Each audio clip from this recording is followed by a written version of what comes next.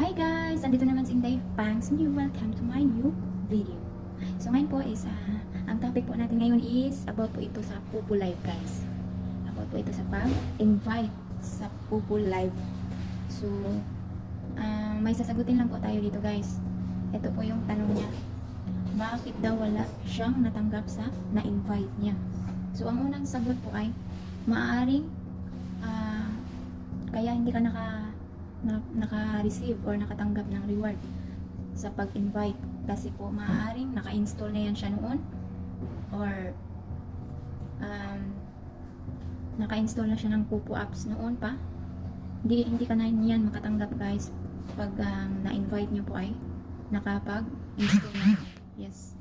So ang pangalawa po ay hindi ka po makakuha ng points or makareceive ng commission kung hindi siya nagta-task guys.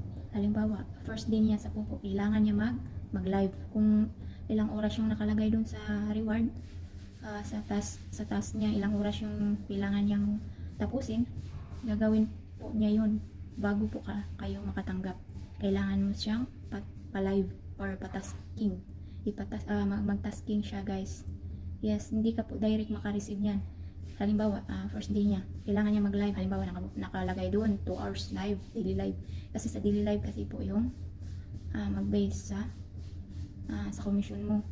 Kung hindi siya maka-live nung unang araw, hindi ka rin makatanggap. Kasi pag first day niya, kailangan niya mag-live ng 2 hours. So pagkatapos ng 2 hours niyang solo live, may 10k kang matanggap. Yes, automatic yan. Tapos tomorrow naman, bukas na naman, pag mag-live na naman siya ng 2 hours, another 10k na naman sa'yo guys. So, pangatlo kong dahilan guys, maaaring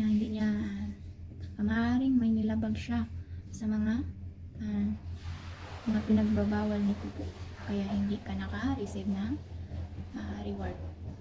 So, yun lang guys. Yun yung mga dahilan kung bakit hindi kayo naka-receive ng points. So, yun lang.